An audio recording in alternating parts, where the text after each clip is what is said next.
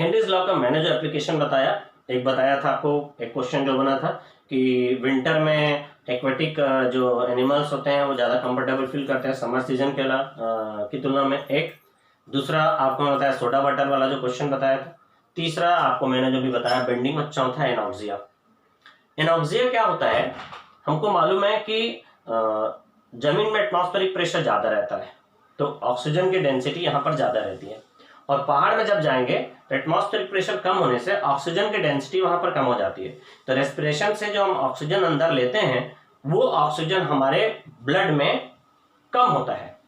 यहाँ पर जितना ऑक्सीजन लेंगे उससे कम ऑक्सीजन अपने को पहाड़ में ऊंचाई में मिलती है।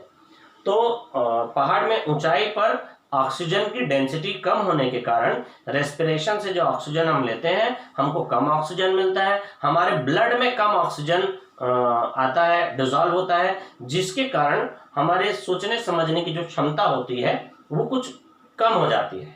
हम किसी चीज को क्लियरली समझ नहीं पाते और घबराने लगते हैं, और ये जो कंडीशन है पर्टिकुलर, इसको हम लोग बोलते हैं एनॉक्सिया।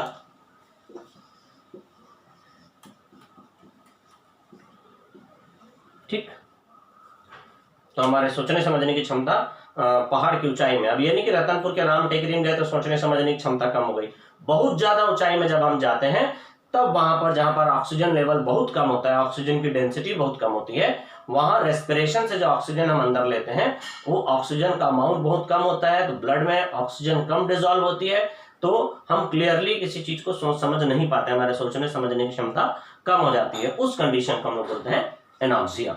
ठीक, अब हम पढ़ चुके हैं कि सॉलिड को लिक्विड में डिसॉल्व करने कौन कौन से फैक्टर्स हैं जो सॉलिड की लिक्विड में सॉल्युबिलिटी पर इफेक्ट डालता है, जो सैचुरेटेड अनसैचुरेटेड सॉल्यूशन हम लोगों ने पढ़ा था, और ली-चैटलेट्स प्रिंसिपल वाली बात मैंने आपको बताई थी। दूसरा हम पढ़ चुके कि गैस को अगर आप लिक्विड में डिसॉल्व करेंगे तो कौन कौन से फैक्टर्स इफेक्ट डालते हैं, वो भी मैं आपको बता चुका। क्रिटिकल टेम्परेचर के बारे में बताया, फिर बताया कि टेम्परेचर बढ़ाने से गैस की सॉल्युबिलिटी कम होती है, प्रेशर बढ़ाने से सॉल्युबिलिटी बढ़ती है। टेम्परेचर बढ़ाने से गैस की सॉल्युबिलिटी कम होगी, टेम्परेचर बढ़ाने से गैस की सॉल्युबिलिटी कम होगी, प्रेशर बढ़ाने से गैस की सॉल्युबिलिटी बढ़ती है, टेम्परेचर बढ़ाने से सॉल्युबिलिटी कम होगी, और प्रेशर बढ़ाने से सॉल्युबिलिटी बढ़ेगी। ये चीज मैं आपको बता चुका हूं। अब जो हम देखना चाह रहे हैं सॉलिड और सॉलिड के बीच सॉल्यूशन। अब ये दो टाइप के सॉल्यूशन होते हैं, solid solid solution. Solid solid solution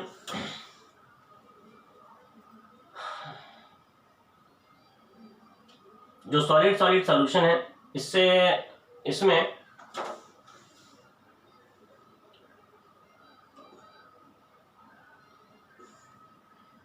एक होता है सब्स्टिट्यूशनल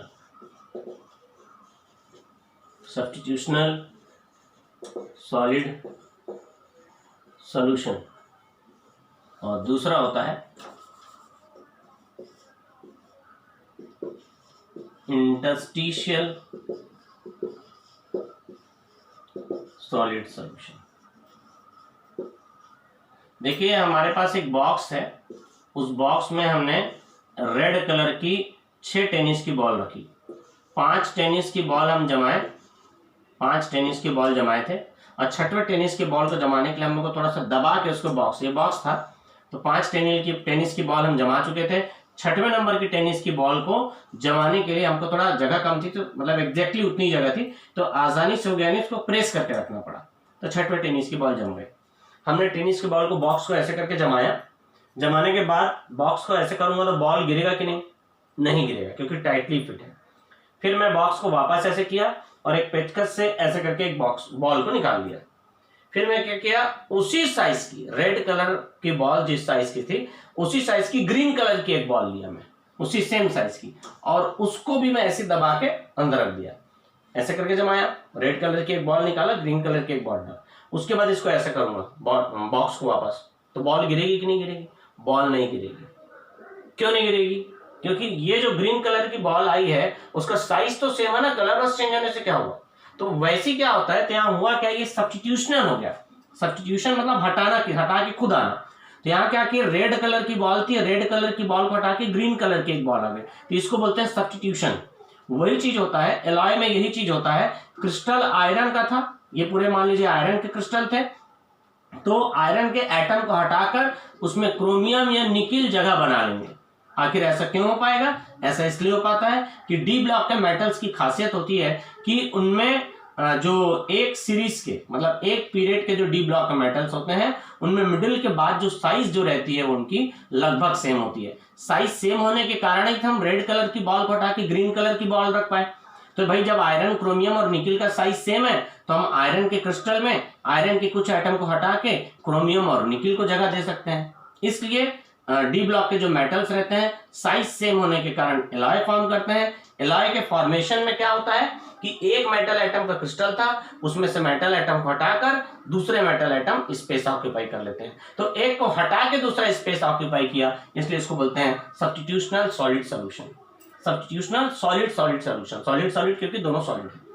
दूसरा होता है इंटरस्टिशियल सॉलिड सॉल्यूशन। मतलब जो जिस मेटल का क्रिस्टल है, मान लीजिए आयरन का क्रिस्टल है तो आयरन के एटम इसमें बने रहेंगे। अब क्रिस्टल में पैकिंग के बाद जो खाली जगह बचती है उसको हम लोग बोलते हैं इंटरस्टिशियल साइट। जो खाली जगह बचती है उसको बोलते हैं इंटरस्टिशियल साइट। इसका जो साइज होता है वो बोरान, कार्बन, हाइड्रोजन और नाइट्रोजन जैसे एटम के लिए सुटेबल रहता है। तो जब ये सॉलिड पार्टिकल, ये तो गैस है, ये सॉलिड पार्टिकल है, ये सॉलिड पार्टिकल इस इंटरस्टिशियल साइट को ऑक्यूपाई करते हैं तो इसको इंटरस्टिशियल सॉलिड सॉल्यूशन मिलता है। इन दोनों में अंतर क्या है? इसमें क्या है, एक को हटा के दूसरा जगह बना रहा है, और इसमें क्या हो रहा है, किसी को हटा के कोई जगह नहीं बना रहा है, जो जैसा है वो है ही है, बीच के इंटरस्टिशियल साइट को ऑक्यूपाई किया है दूसरा सॉलिड पार्टिकल, तो इसको इंटरस्टिशियल सॉलिड सॉल्यूशन बोलेंगे। तो सॉलिड सॉलिड का सॉल्यूशन दो टाइप का होता है, एक सब्स्टिट्यूशनल सॉलिड सॉल्यूशन और एक interstitial solid solution. Solid solution solution इस तरह ये एलॉय में देखने मिलता है, या इंटरस्टिशियल कंपाउंड में देखने मिलता है। सॉलिड सॉलिड सॉल्यूशन के बारे में हमको इतना ही पढ़ना है। अब एक छोटी सी चीज पूछी जाती है, हेनरीज लॉ जो है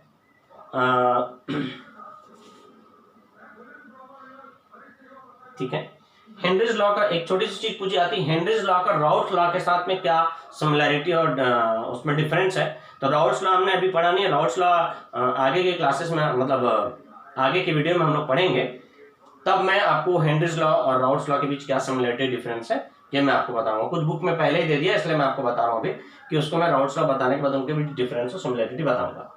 अब हम पहले ये समझ लेते हैं कि वेपर प्रेशर क्या होता है, वो देख लीजिए।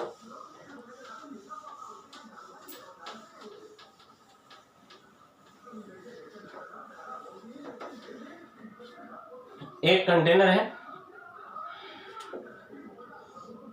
इस कंटेनर में ये कंटेनर है, इसको हमने बंद कर दिया, ढक्कन बंद करके हम इसको गर्म कर रहे हैं।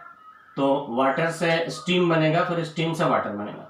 शुरू में वाटर से स्टीम बनने की स्पीड ज़्यादा रहेगी, फिर स्टीम से वाटर बनने की स्पीड कम रहेगी, फिर धीरे धीरे दोनों की स्पीड बराबर हो जाएगी। पहले वाटर से स्टीम बनने की स्पीड ज़्यादा थी और स्टीम से वाटर बनने की स्पीड कम थी, जिसको कंडेंसेशन बोलते हैं।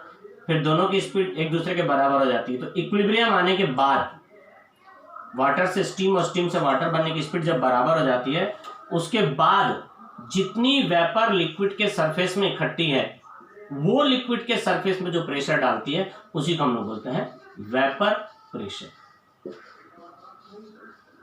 मतलब इक्विलिब्रियम आने के बाद वाटर का स्टीम में कन्वर्ट होना और स्टीम के वाटर का स्टीम में कन्वर्ट होना और स्टीम का वाटर में कन्वर्ट होने की स्पीड जब बराबर हो जाती है, तो उस इक्विलिब्रियम स्टेट में लिक्विड गैस जो इक्विलिब्रियम बना है वो इक्विलिब्रियम स्टेट आने के बाद जितनी भी गैस यहाँ वेपर यहाँ पर है लिक्विड के सरफेस के ऊपर, इक्विलिब्रियम आने के बाद सरफेस के लिक्विड के सरफेस के ऊपर जितने भी वेपर है वो लिक्विड के सरफेस में जो प्रेशर डालेगी उसी को हम लोग बोलते हैं वेपर प्रेशर।